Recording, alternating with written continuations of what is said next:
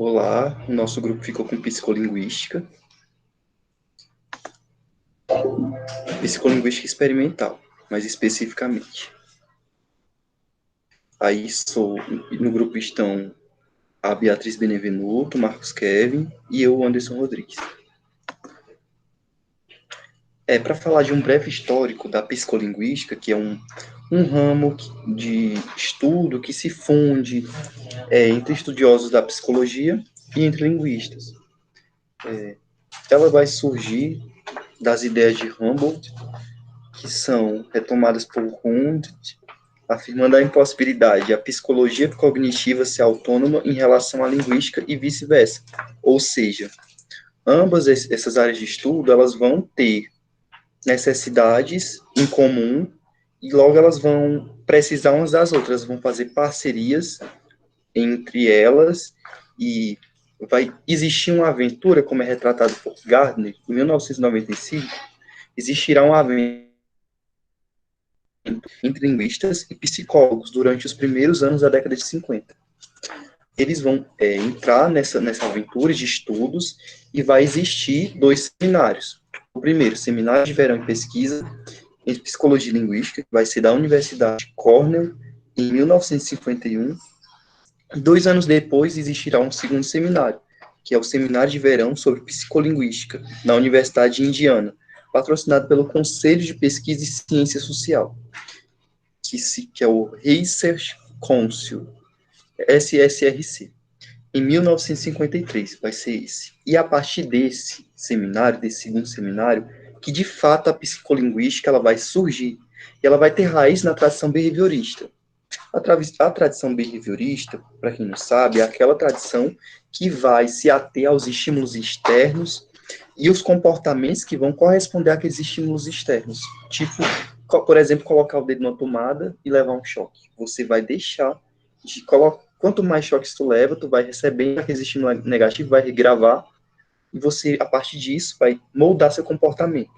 Para evitar, como o prazer, que você vai ter uma série de situações prazerosas, você vai se moldar para buscar isso.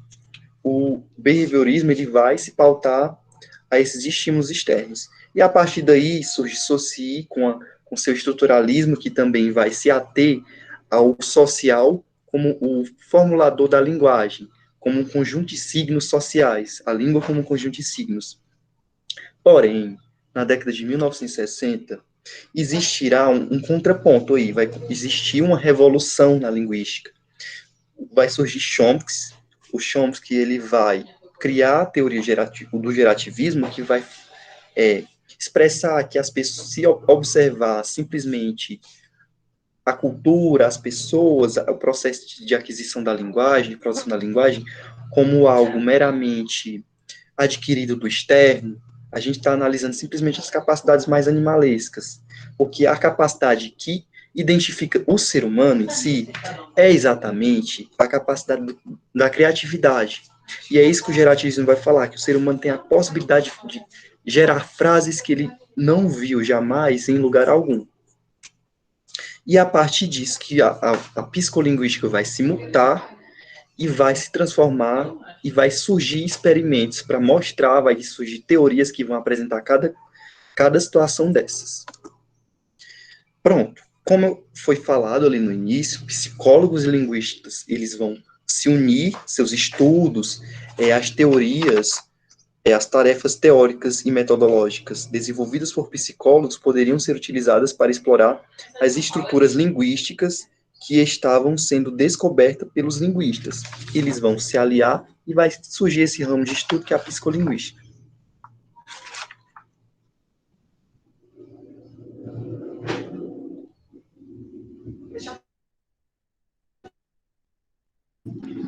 Para a psicolinguística experimental. A psicolinguística experimental é quando as pessoas adquirem a linguagem verbal. Como as pessoas produzem a linguagem verbal e como as pessoas compreendem a linguagem verbal.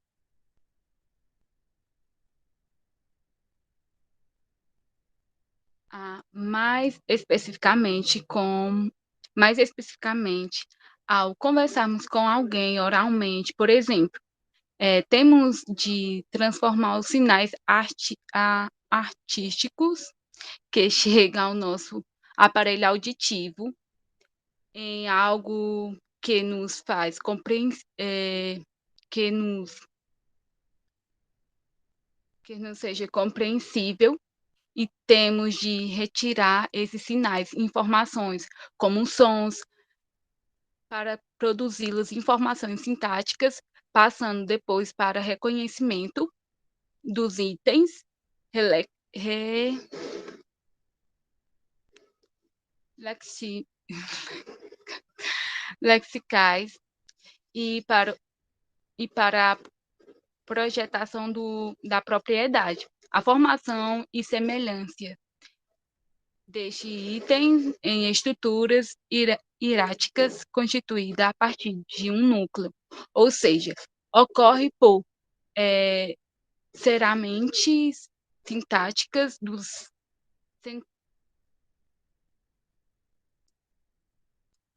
informações por eles, o que permite a interpretação do significado do que está sendo dito.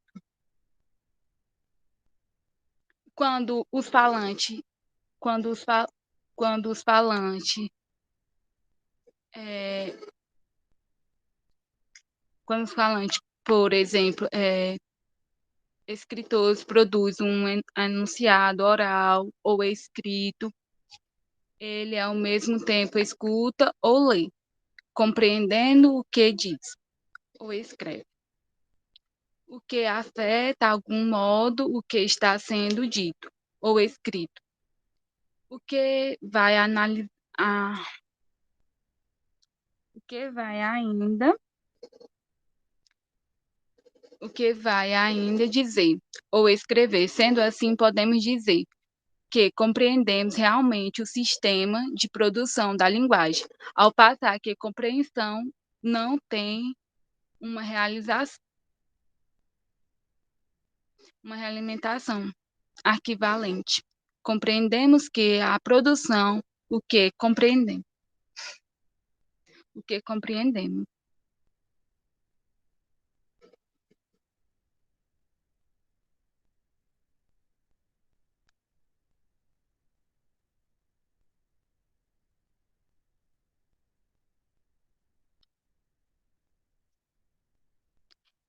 Se eu me... Agora é o modelo teórico. Agora é a minha parte. Eu vou apresentar aqui alguns modelos teóricos associados ao processamento sequencial. Primeiramente, a gente tem a teoria da complexidade derivacional. O que é a teoria da complexidade derivacional? É quando um núcleo matriz, uma frase, através de diversas formas, ela se transforma em uma outra frase. Mas assim, ela vai se transformar em outra frase, só que ela não vai alterar o sentido dela. Ela vai continuar a mesma frase, mantendo o mesmo sentido. Esse núcleo matriz, essa frase, ela possui um processamento rápido. Você lê e já entende. E é bem simples de compreender. A frase, depois de transformada, como eu já falei, então, assim, mais complexa de se processar. Por exemplo, aqui a gente tem duas frases, a frase A e a frase B. Exercícios foram feitos por Eduardo. Eduardo fez os exercícios. Isso, a gente já vê isso. Aqui, ó, o núcleo matriz. O Eduardo fez os exercícios, é a frase base. Aí ela foi transformada em os exercícios foram feitos por Eduardo. O processamento da fase A, ele é mais demorado que o da fase B, já que a B ela é menos complexa derivacionalmente. Em seguida, a gente tem aqui a teoria do labirinto, que assim, imagine você entrar numa casa. Você não conhece essa casa, é a primeira vez que você está nela, aí você está procurando um quarto em específico. Só que quando você está procurando, você acaba saindo na saída da casa. Aí você tem que voltar para o início da casa e refazer essa busca por quarto, procurando diversas vezes, se perdendo por conta disso. Basicamente, é essa a teoria do labirinto. Ela explica uma frase ambígua, como exemplo. Alguém atirou no empregado da atriz que estava na varanda. Agora a gente tem aqui dois personagens, o empregado e a atriz. Quem deles estava na varanda? Qual é o sintagma correto desta frase? No caso, é por isso que eu quero dizer, com quarto e casa. Porque, assim, o quarto da casa, ele seria o sentido correto desta frase. E os restos do como seriam os paradigmas dela. Isso a gente também tem a teoria modularista. Essa teoria, ela Travou um defende pouco, a... travou um pouco. Tu falou que tá em busca do quarto, da casa. Travou um pouco aí. Ah, Tu certo. falou que as paredes seriam os paradigmas, é isso? E o Isso, quarto ó. Que sintagma? os cômodos não, o resto dos cômodos da casa, aqui, ó. Que no caso, o quarto da casa, ele é o sentido correto da frase.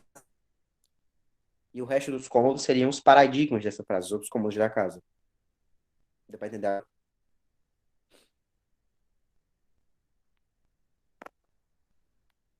Oi? Pronto, vou continuar. E nisso também tem essa teoria modularista. O que é essa teoria? Ela defende a afirmação de que a mente humana ela é formada por vários módulos de processamento de informação. E esses módulos, eles operam de uma forma independente dos outros. Eles processam só um tipo específico de informação, que pode ser corporal, visual, auditivo ou linguístico. Em seguida, a gente tem a teoria interativa e incrementacional, que antes da gente escolher uma das possibilidades da frase ambígua, uma frase ambígua, ou uma das portas dentro da casa que eu falei, antes de chegarmos ao quarto, esse modelo, ele já prevê que chegaremos às outras possibilidades e portas, para então a gente decidir o caminho que a gente vai seguir. A gente não vai sair procurando até acertar, não. A gente vai tentar prever o que é, para poder então acertar. Pois nesse modelo, a gente tem informações e possibilidades que a gente não tem na teoria do labirinto. Ele é uma análise mais a fundo, tem em vista um único resultado possível para uma frase ambígua. E citando novamente o exemplo anterior, que foi o quê? Atiraram no empregado da atriz que estava na varanda. Aí, nessa teoria, a gente busca informar de vez qual dos personagens está na varanda. O empregado ou a atriz, sem deixar dúvida nenhuma. E deixando de claro de vez qual é o sintagma real desta frase. Isso que difere ela da teoria do labirinto. E por último, nós temos a teoria da satisfação de condição, que nesse modelo teórico, diferente dos outros, onde a gente tem que buscar por nós mesmos a resposta e o sintagma, aqui ele já dá como se fosse a faca e o queijo na nossa mão. Ele já dá todas as informações necessárias para que a gente entenda na frase qual é o sentido dela. Por quê? Porque ele é uma teoria conexionista. Ou seja, ele fundamenta-se nos estudos do cérebro humano que é desenvolvido pelas neurociências. E é isso.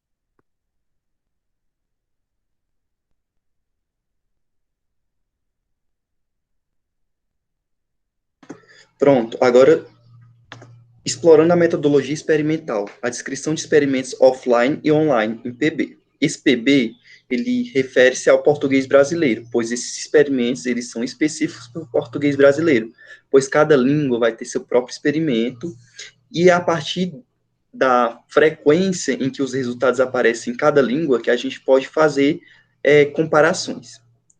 Vamos pegar duas frases ambíguas, pois esses experimentos vão trabalhar também com ambiguidade, como foi anteriormente falado, acerca de frases ambíguas. Frases ambíguas são frases que possuem sentenças relativas às tradicionalmente denominadas orações subordinadas adjetivas. Quais são as adjetivas? Possuem a oração subordinada iniciada por um pronome indefinido, por um pronome relativo, no caso que, quais, o qual, cujo, cuja. No caso dessa frase, policial viu o turista com o binóculo. Nessa frase, policial viu o turista com o binóculo, Quem tá com binóculo seria o turista ou seria o policial? Ele viu o turista através desse binóculo ou o turista estava com binóculo e o policial viu? Nessa segunda frase, a mãe suspeita do assassinato do filho e vai para a delegacia. Se a gente tira essa conjunção e vai para a delegacia, tira a conjunção suspeita, pois ela suspeita do assassinato do filho, vai para a delegacia. A mãe suspeita, vai para a delegacia. Se a gente coloca a conjunção e, a conjunção a mãe suspeita do assassinato do filho, ela está suspeitando que o filho foi assassinado e vai para a delegacia para que ela possa fazer uma queixa, ela possa fazer um boletim de ocorrência, a gente pode inferir essas informações. Essa conjunção vai fazer toda a diferença nesse processo. Se a gente pega o exemplo, vamos pegar 2 exemplos, como que foi citado anteriormente. Alguém atirou no empregado da atriz que estava na varanda. Esse que é o pronome relativo que vai marcar uma hora adjetiva, uma sentença relativa. No caso, quem estava na varanda, como o colega falou anteriormente, era o empregado ou era a atriz? Se a gente fala, vamos colocar 2 frases. A frase A, alguém atirou na cabeça da atriz que estava na varanda. É bem claro que essa frase, alguém atirou foi na atriz. Está bem claro que é a atriz. Mas se a gente coloca, alguém atirou no empregado da atriz que estava na varanda, você vai acreditar, você vai analisar ambiguamente. Mas, se a gente continua, que estava na varanda com seu marido,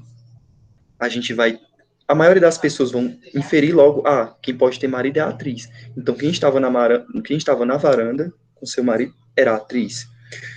Os experimentos offline e online, para a gente separar, delimitar esses 2 experimentos, a gente classificar, seria o que? Os offline são depois da leitura. Eles pegam questionários, coloca a frase, coloca essa sentença relativa, e após a leitura, a pessoa escreve o que ela acha. Quem que foi, no caso dessa frase, o empregado da atriz que estava na varanda. Quem que estava na varanda? Aí as pessoas vão ler e posteriormente elas colocam quem elas acham, marca no questionário. Depois da leitura, esse experimento offline, ele vai dar uma certa quebra, porque ele ocorre após a leitura, a pessoa já vai raciocinar ali, e a partir disso vai levar um tempo até que ela marque, até que ela escreva. Já os experimentos online, é um experimento por leitura automonitorada, ou seja, a pessoa está lendo e vai ter um equipamentozinho ali, onde vai separar a frase por partes. Alguém atirou no empregado da atriz. Alguém atirou no empregado da atriz. Aqui é uma parte, a pessoa lê. Ele aperta no botão e vai para outra parte. Que estava na varanda. A pessoa já se depara com ambiguidade, que estava na varanda. Aí passa para outra parte com seu marido. Aí essa frase, esses botões que a pessoa aperta, vai ser calculado por milésimos de segundo. E é a partir do momento, a partir de quanto mais tempo a pessoa passa para sair da segunda para a última sentença, da segunda para a terceira sentença, que vai relatar se a pessoa acreditou, aí depois ela marca leitura concluída. Se ela acreditou, se ela foi rápida e totalmente direta, é porque ela acreditava que o marido era da atriz. E logo ela estaria na varanda. Se a pessoa demorou um pouco mais, é porque ela abriria uma hipótese. Não, mas será se o marido dela, será se não poderia ser o marido do empregado? E ela volta e refaz a leitura. E depois ela marca concluído. Se demorar mais, esse experimento constata que a pessoa crê que, no caso, seria a atriz, se for bem rápido, mas se demorar um pouco mais, ela já abre outras hipóteses, já fica ambígua para essa pessoa. E a partir dessa leitura, a gente consegue estatísticas. Esses experimentos, eles conseguem estatísticas que fazem, que nos leva a questões, por exemplo. No caso da resposta dessa frase, alguém atirou no empregado da atriz que estava na varanda, a maioria dos brasileiros e dos espanhóis vão dizer que o empregado é quem estava na varanda. E a maioria dos ingleses, por sua vez, vão falar que a atriz é questionário. E por que isso acontece? São as questões que ficam. O que é que acontece? Por que a psicolinguística ela se debruça sobre essas questões? Que ela vai analisar os inputs, as informações que entram no processamento, que entram no cérebro, que são através da audição e através da visão.